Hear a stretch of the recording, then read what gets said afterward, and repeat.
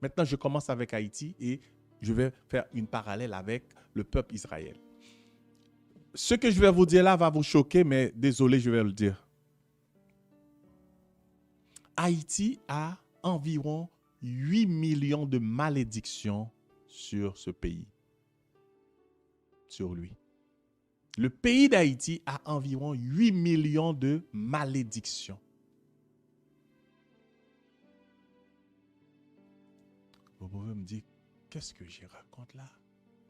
Oui, chers frères et sœurs, ce peuple, c'est environ 11 millions de personnes.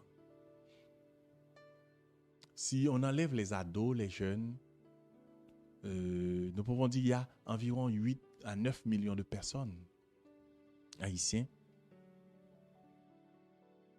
Dans ces 9 millions, il y a peut-être un 500 000 qui parlent bien d'Haïti. Il y a un 500 000 qui parlent bien d'Haïti, mais il y a environ 8 millions qui ne fait que maudire Haïti.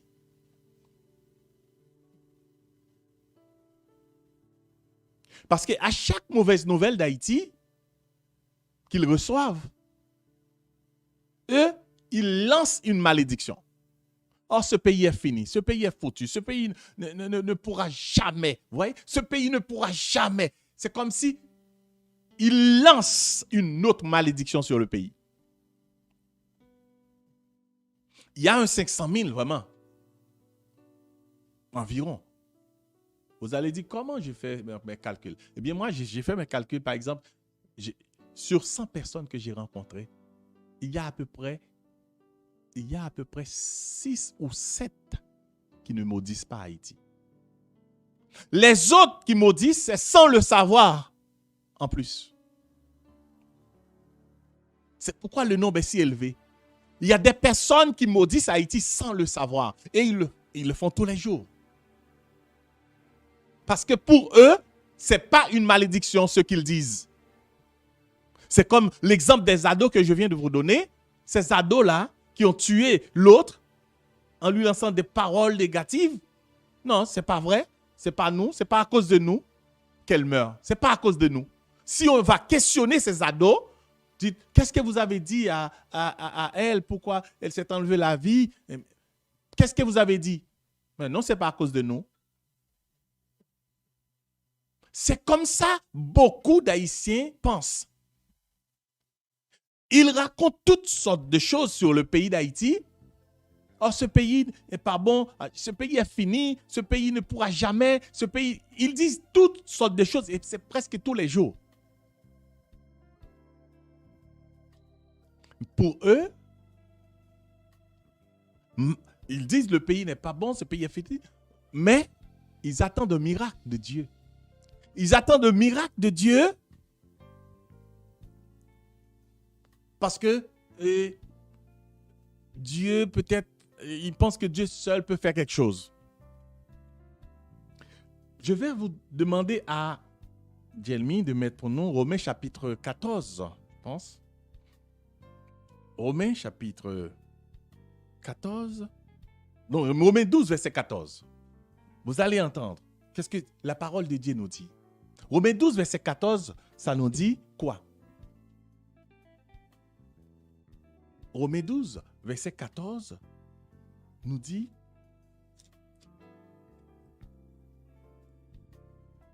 Si ce Maria était là, elle lirait déjà pour moi.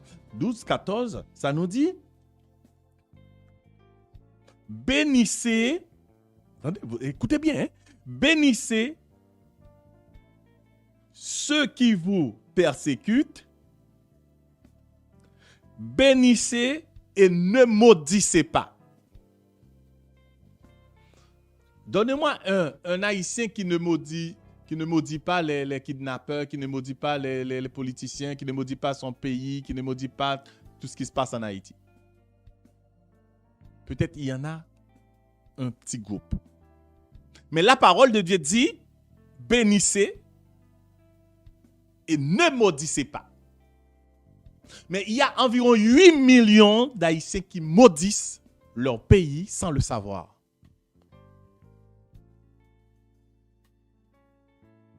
Et puis, ils disent, ce pays fini, ce pays ne se relèvera pas, ce pays ci, ce pays ça. Ils disent que des paroles négatives sur le pays. C'est la malédiction, mon frère, ma soeur. C'est la malédiction que vous lancez sur votre propre pays. C'est la malédiction que vous lancez sur votre propre famille.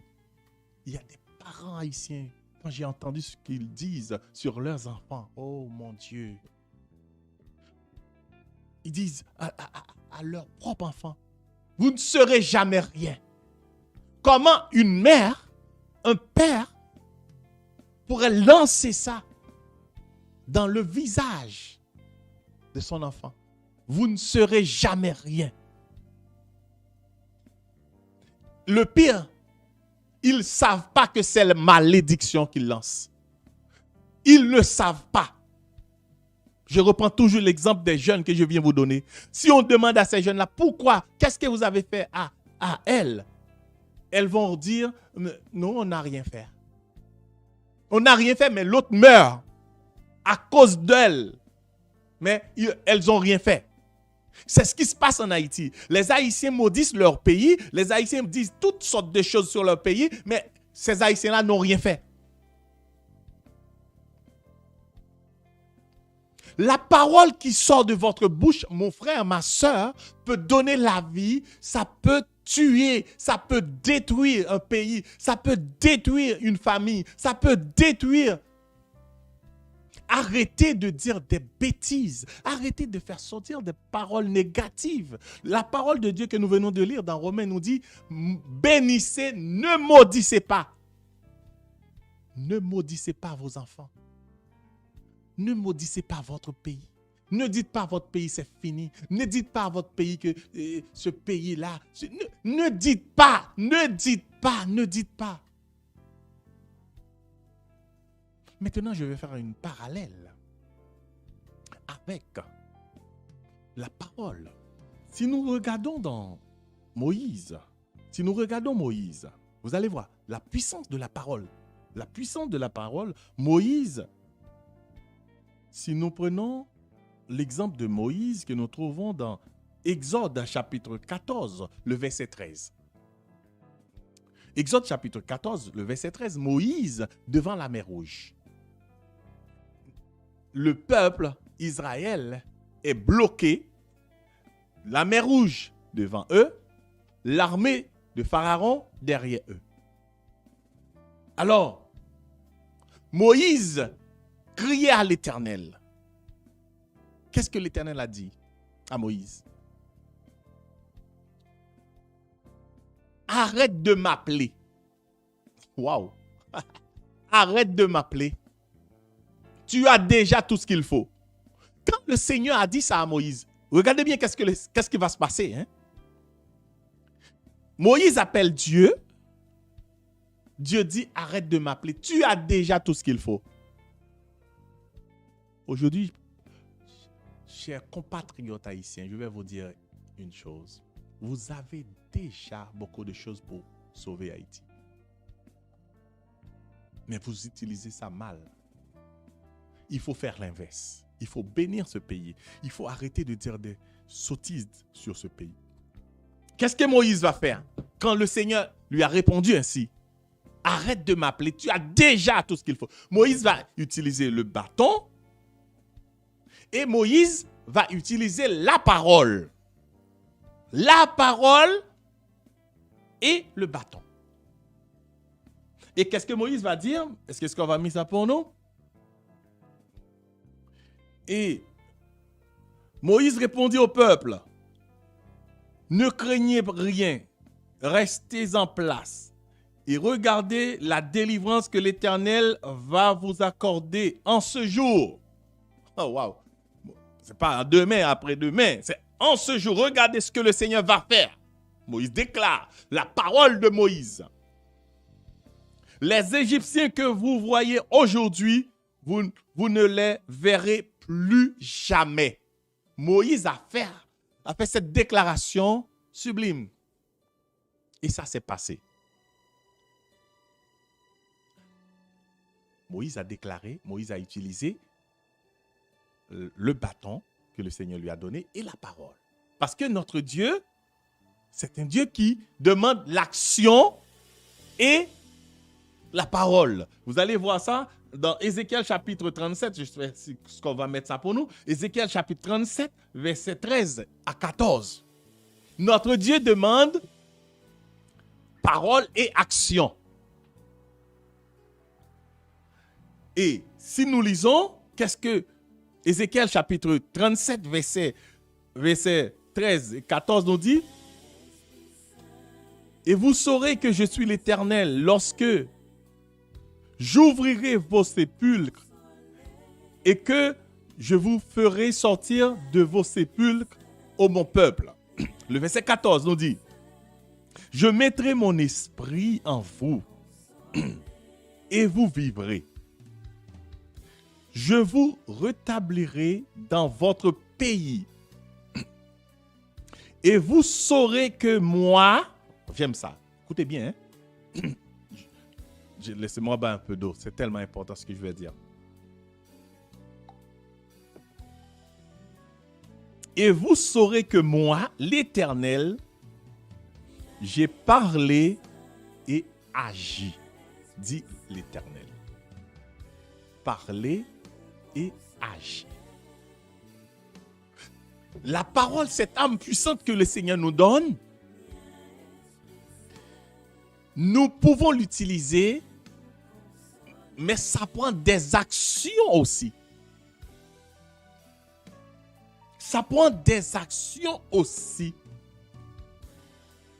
Moïse a parlé et il a utilisé le bâton pour faire des actions.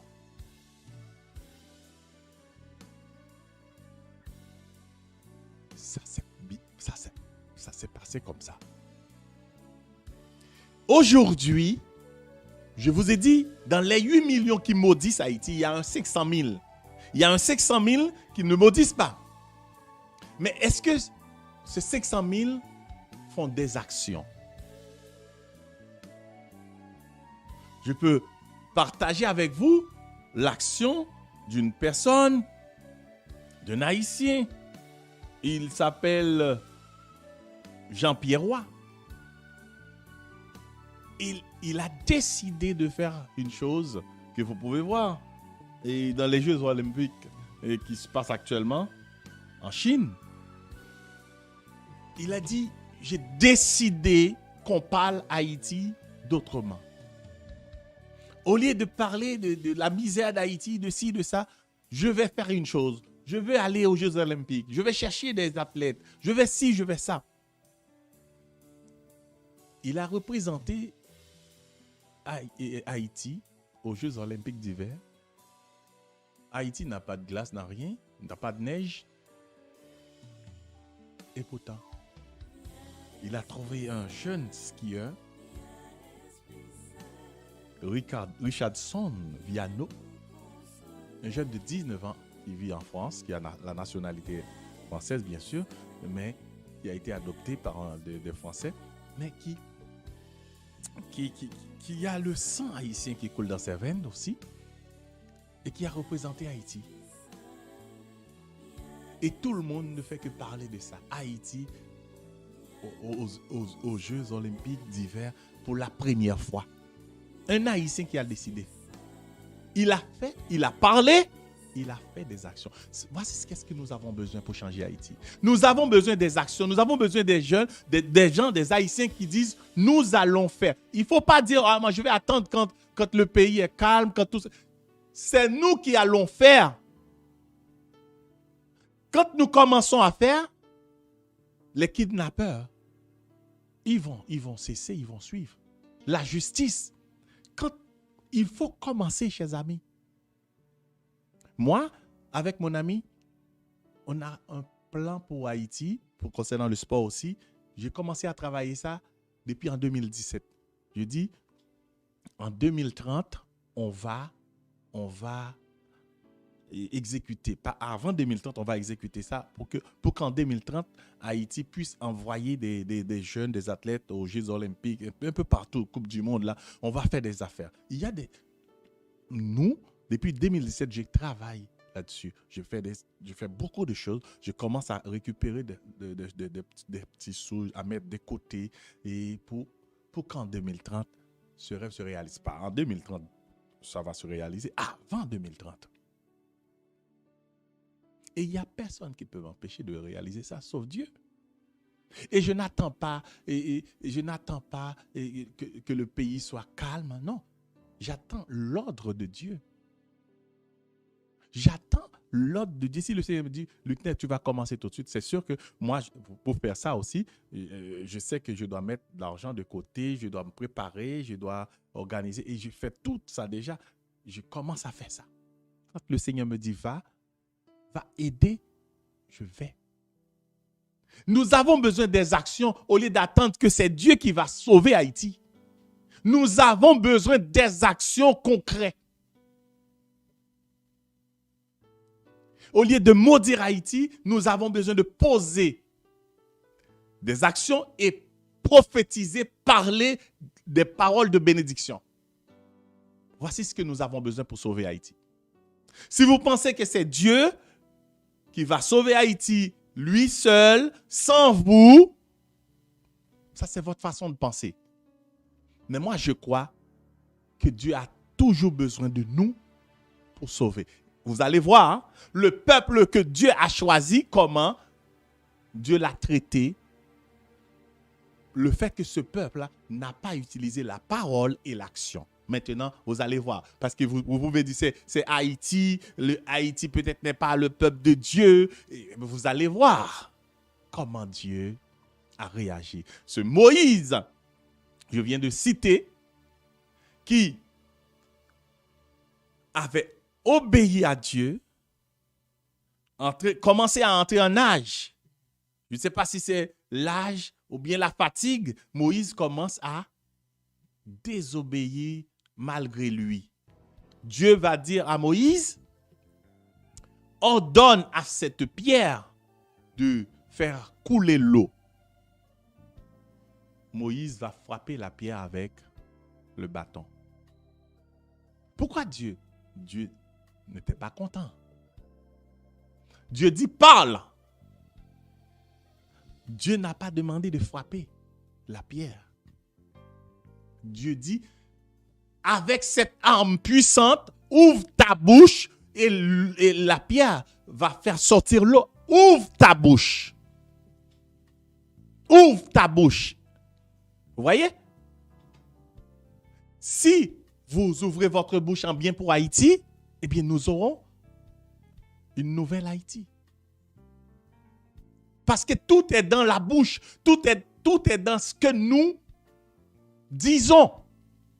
Dieu dit à Moïse, ordonne avec ta bouche, parle. Moïse va frapper la pierre.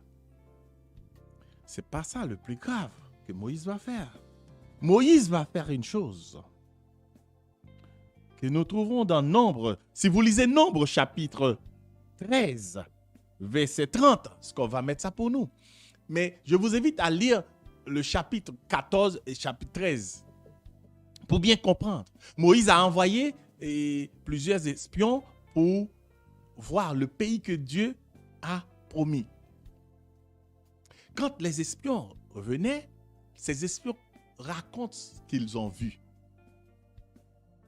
Ils ont dit, wow, pas de chance, pas de chance, pas de chance, pas de chance. Nous sommes foutus.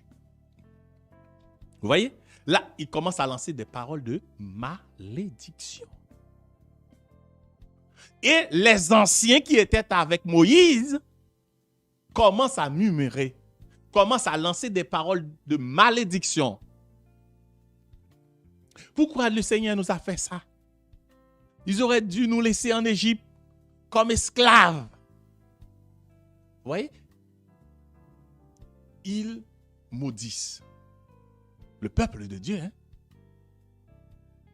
Commence à parler mal, comme les Haïtiens qui parlent mal de leur pays, qui parlent mal chaque jour. Le peuple de Dieu, si vous lisez dans Nombre chapitre 13, je pense que c'est, je dois vous donner, chapitre 13, chapitre 14, vous allez voir, le peuple, les anciens commencent à parler mal. Moïse était là, Moïse n'a rien dit. Moïse n'a rien dit. C'est Caleb et Josué. Wow. C'est Caleb et Josué qui vont parler, qui vont bénir Dieu. Caleb va dire, est-ce que Scov peut mettre ça pour nous?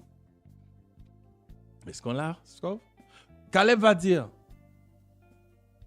Caleb fit taire le peuple, parce qu'il y avait une sorte de turmure entre le peuple qui maudissait Dieu, qui maudissait leur pays, qui maudissait tout. Et Caleb fit taire le peuple. Josué aussi.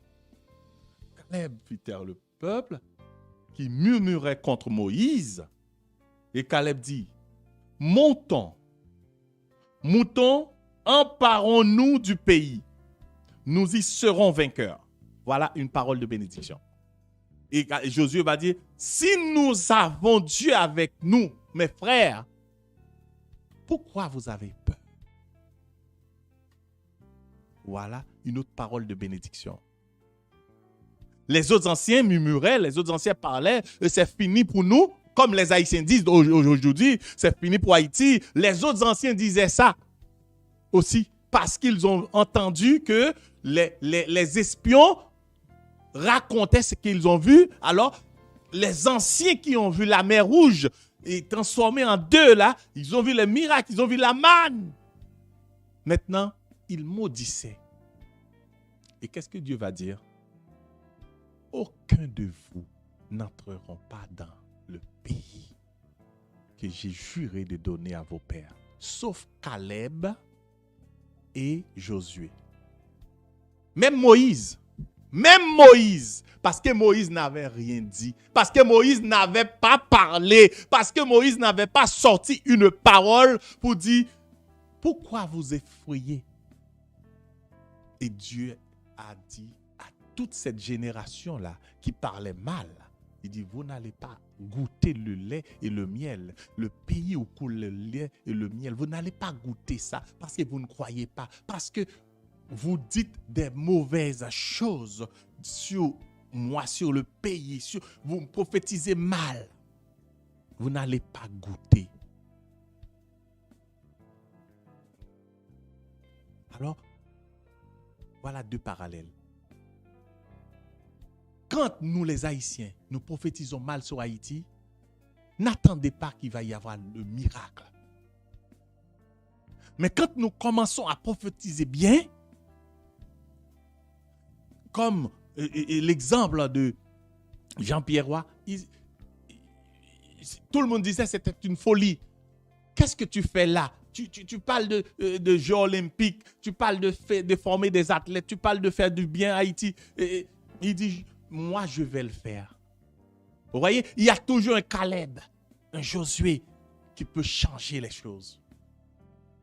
Chers frères et sœurs, à partir de ce soir, je vous invite à prendre conscience que ce que vous dites, ça peut faire une grande différence. Ce que vous dites, chers amis, peut donner la vie, ça peut détruire un pays, ça peut détruire une famille, ça peut détruire une vie. Mais si, au contraire, vous dites des bonnes choses, eh bien, vous pouvez reconstruire. Vous pouvez reconstruire des vies. Vous pouvez chasser des démons. Vous pouvez guérir des malades. Je me souviens quand j'étais arrivé devant une personne qui était paralysée. Cette personne-là, il m'a demandé de venir l'aider. Je n'étais pas capable, j'étais occupé en mission. Elle a envoyé une autre personne pour dire, Frère Likner, est-ce que tu veux me laisser mourir? Je dis, ok, vous voyez là, c'est toujours comme ça. Nous parlons des choses, est-ce que tu veux me laisser mourir? C'est des malédictions, des paroles négatives. Ce n'est pas ça qu'il faut dire. Frère Likner, est-ce que je t'en prie, viens. Frère Likner, dis quelque chose. Mais ne dites pas des malédictions. Et puis finalement, j'ai fini ce que je faisais et puis je suis venu.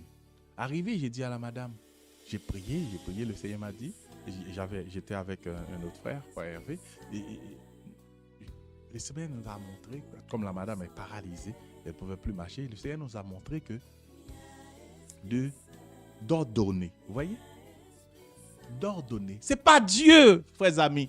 Ce n'est pas Dieu. Dieu va faire ce qui nous paraît impossible. Mais Dieu a dit à Moïse, je vous ai déjà donné ce dont vous avez besoin. La parole, cette âme puissante avec laquelle nous pouvons créer, nous pouvons détruire, nous pouvons chasser les démons, nous pouvons guérir, nous pouvons empêcher le plan du malin, nous pouvons empêcher le plan des personnes qui nous veulent du mal, nous pouvons bloquer, nous pouvons opérer, nous pouvons changer, nous pouvons faire beaucoup de choses juste avec la parole. Et quand je dis à la madame, au nom de Jésus, lève-toi. Et la madame a dit, ouais, Luc, ça fait 15 jours, je peux pas marcher, c'est une personne qui me demande, qui me prend pour me faire lever. C'est pas ça que j'ai demandé, madame. J'ai dit, madame, et mon frère qui était là, elle a fait un bruit énorme. Elle a dit, madame, au nom de Jésus, lève-toi, marche. La madame s'est levée. Je ne sais pas si c'est le bruit, si c'est... Qu'est-ce qui s'est passé? C'est là que... et puis, elle s'est levée. Elle commence à marcher. Parce que c'est ça. Elle a marché. Maintenant, quand elle voit, elle a marché, entrée du salon à la chambre, et retournée. Elle commence à sauter de joie.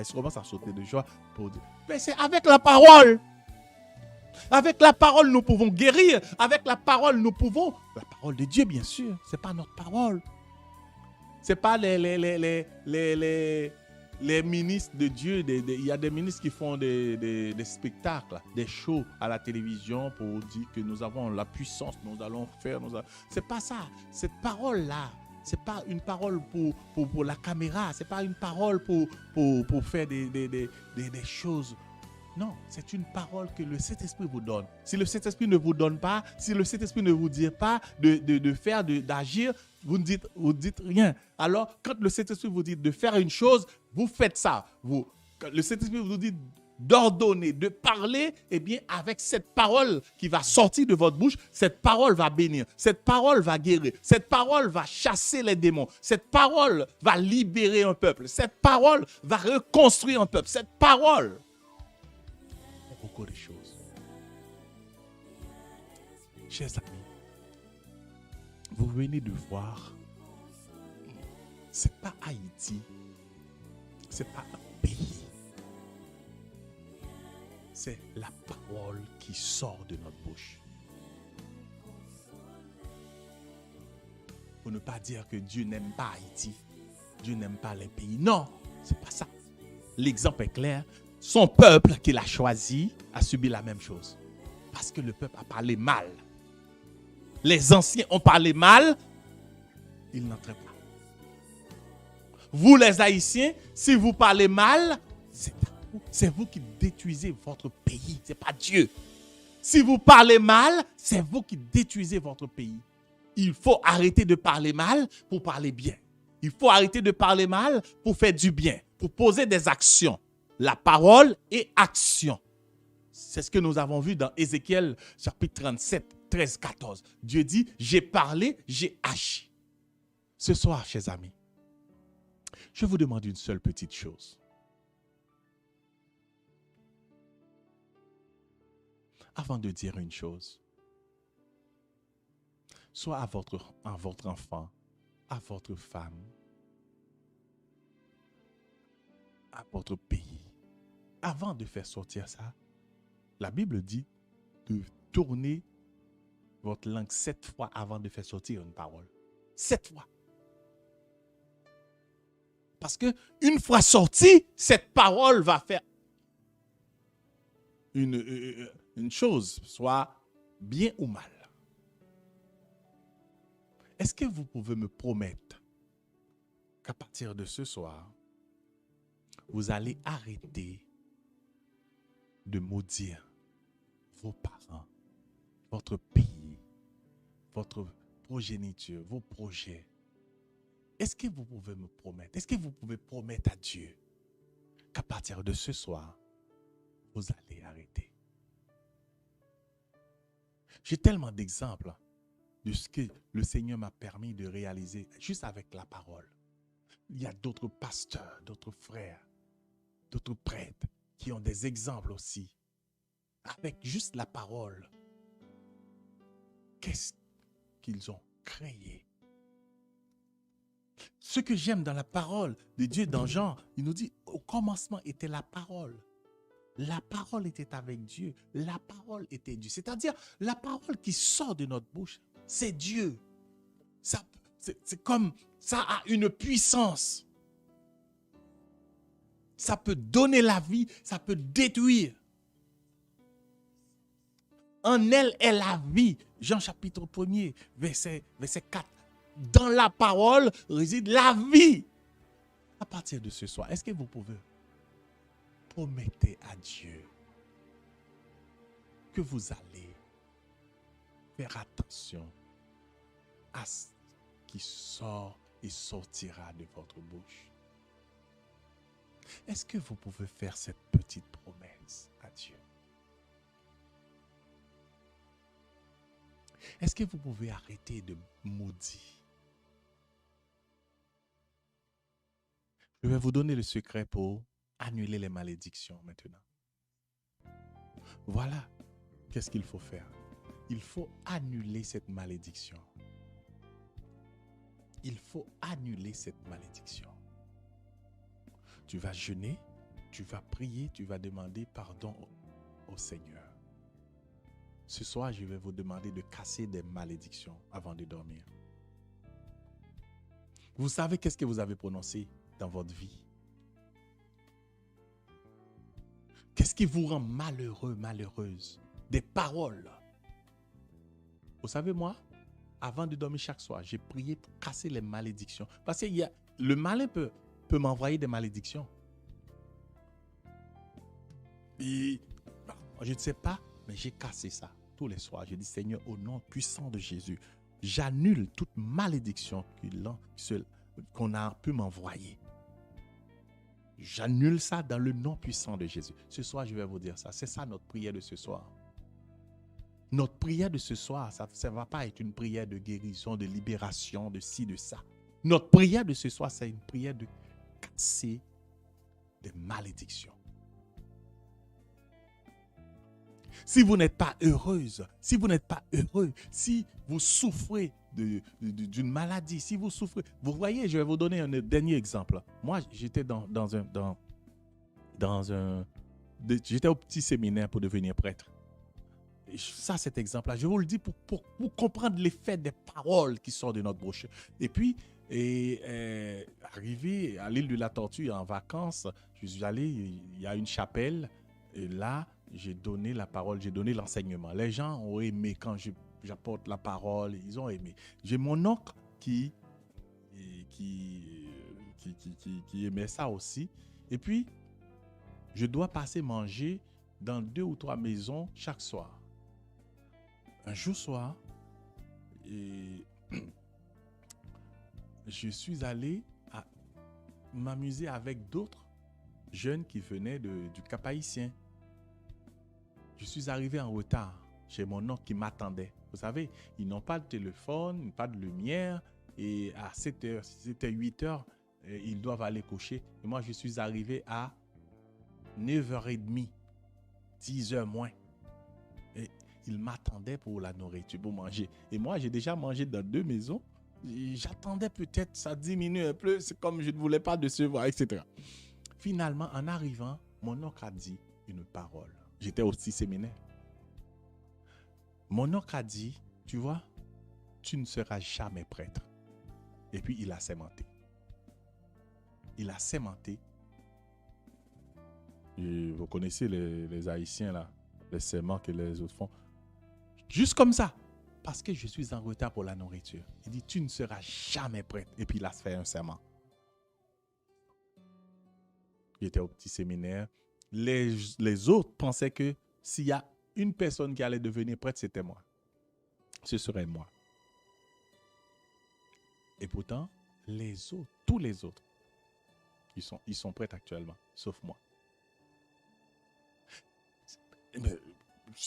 Moi, je suis je suis content pour ce que je suis. J'aime la parole de Dieu. C'est comme je partage la parole de Dieu. J'aime ça. Mais c'est juste pour vous dire une parole. Parce que je ne savais pas comment annuler la parole. À cette époque, je ne savais pas si je devais annuler la parole. Je portais la malédiction. Et quand j'étais au petit séminaire, on m'a demandé de laisser pour rien. On ne savait même pas pourquoi on m'a demandé de laisser. J'ai rien fait. J'avais rien fait. Mais il y a une malédiction qui me suivait, qui doit s'accomplir. Et seule façon, c'est d'annuler la malédiction. C'est ce que nous allons faire ce soir. Peut-être vous aussi, vous avez une malédiction. Vous aussi, vous maudissez votre pays. Vous aussi, vous dites des choses négatives sur votre pays. Alors, à partir de ce soir, je vais vous donner le secret pour annuler tout ça. Si vous êtes d'accord que vous lancez des malédictions ou vous avez reçu des malédictions, ce soir avant de dormir, vous vous mettez à genoux et vous dites, Seigneur, j'ai prononcé des paroles négatives, j'ai prononcé des malédictions sur moi, sur ma famille, sur mon pays. Vous dites la liste de tout ce que vous avez fait. Et vous dites, Seigneur, pardonne-moi. Pardonne-moi pour tout ce que j'ai fait, tout ce que j'ai dit et tout ce que je n'ai pas fait. Après, vous promettez à Dieu de ne plus faire ça. De ne plus lancer des paroles de malédiction. Et vous faites ça 3 soirs ou 7 soirs. Ou trouvez un prêtre qui peut vous donner l'absolution, un pasteur aussi, qui peut prier avec vous pour annuler cette malédiction. Ouais, il y a plusieurs façons. Ou bien vous trouvez un prêtre ou un pasteur qui prie avec vous, ou vous-même, vous pouvez le faire entre 3 fois ou 7 fois. Comme ça, vous allez annuler toutes les malédictions qui traînaient derrière vous et vous allez mener une autre vie. Une autre vie dans l'abondance, dans la guérison. Une autre vie dans le bonheur. Une autre vie dans l'amour. Chers frères et sœurs, c'était ça, l'enseignement d'aujourd'hui. Et à partir de ce soir, j'espère que vous allez arrêter de dire des paroles négatives sur Haïti et vous allez prononcer des paroles de bénédiction. Parce que la parole peut tout créer, la parole peut tout faire. Je vous dis à la semaine prochaine, je vous aime tous. Que le Seigneur vous bénisse et vous donne la force de faire les changements que je vous ai annoncés ce soir. Ou bien 3 jours, ou bien 7 jours, ou bien un prêtre, ou bien un pasteur, et annuler toutes les malédictions au nom de Jésus de Nazareth. C'était votre serviteur Luc Ner Dorceli, à la technique Scov Dorceli et Jelmy Dorceli. À la semaine prochaine, que Dieu vous bénisse.